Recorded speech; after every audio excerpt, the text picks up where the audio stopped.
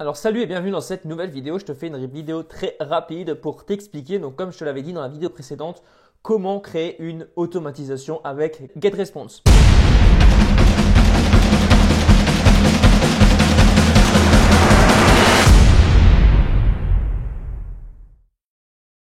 Alors sache que tu peux le faire de deux manières différentes sur le logiciel. Soit tu peux le faire de la manière la plus simple sans utiliser le schéma qui est fourni par le logiciel. Alors je te montre rapidement à quoi va ressembler le schéma. Donc tu vas dans Automatisation et flux de travail. Donc ensuite tu vas pouvoir créer un flux de travail. Ça veut dire tu vas cliquer ici. J'attends un petit moment que ça s'ouvre. Alors, soit tu peux utiliser un flux de travail prédéfini, accueil des nouveaux contacts, simple message de bienvenue, etc., etc. Soit tu peux construire depuis le début ton flux de travail. Donc, commencez maintenant.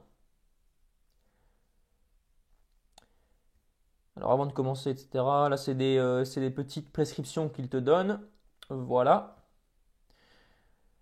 Alors, une fois, donc, entrez le nom de votre flux de travail automatisé, donc le nom du projet, etc. Commencez le processus quand quelqu'un. Alors là, tu as la possibilité de commencer ton flux de travail, donc ton automatisation, une fois que quelqu'un a effectué une action. Alors, une fois que quelqu'un s'inscrit, une fois que quelqu'un clique sur un lien, etc., etc. Il y a énormément d'options. Donc, on va dire une fois que quelqu'un s'inscrit.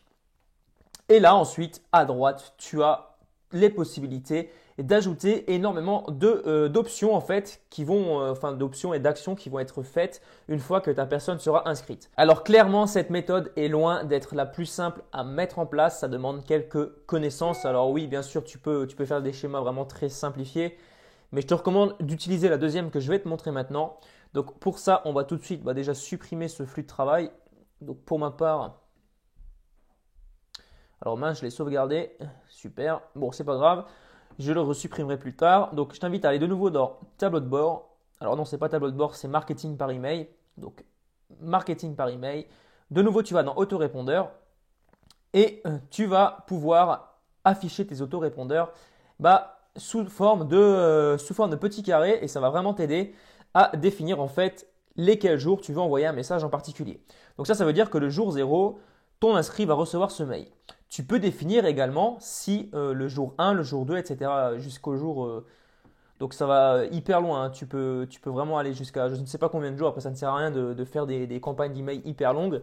Mais bon, voilà. Donc sache que tu peux le faire. Donc tu peux à chaque fois recréer un message en fonction de la journée. Donc là, par exemple, si je vais dans le jour 1, je crée plus. Automatiquement, il va me renvoyer sur la fenêtre créer un autorépondeur. Et là, je pourrais justement créer cet autorépondeur. Ça veut dire que si je reviens en arrière,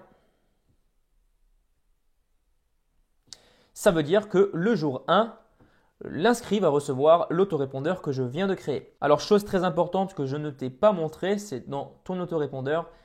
Si par exemple tu veux envoyer l'email le deuxième jour, il va falloir que tu marques le jour 1 et non pas le jour 2 parce que le jour 0, comme je te l'ai montré tout à l'heure, est compris dans le calcul. Donc ça veut dire que le jour 0 est en fait le premier jour, le jour où le visiteur s'inscrit.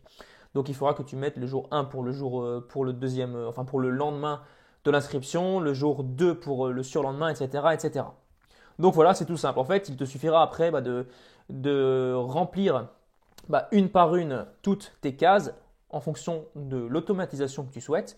Donc à chaque case, tu vas mettre un autorépondeur et ensuite, tu n'auras vraiment mais absolument plus rien à faire une fois que l'inscrit sera inscrit à ta liste d'emails. Donc voilà, c'était un tout petit détail que je voulais te préciser dans cette vidéo. Voilà comment tu vas pouvoir créer ta campagne d'email. Donc là, c'est beaucoup plus simple de la mettre en place via cette technique. Et en plus, tu vas pouvoir avoir sous les yeux tous tes emails, tous tes trucs qui sont programmés. Tu n'auras pas besoin d'essayer d'aller dans le schéma compliqué que je t'ai montré tout à l'heure. Donc voilà pour cette vidéo. Si tu as des questions, n'hésite pas, mets-moi tout ça dans les commentaires. N'oublie pas de t'abonner à la chaîne si ce n'est pas encore fait et à activer la cloche de notification. En attendant, je te dis à très bientôt pour une prochaine vidéo. Allez, ciao!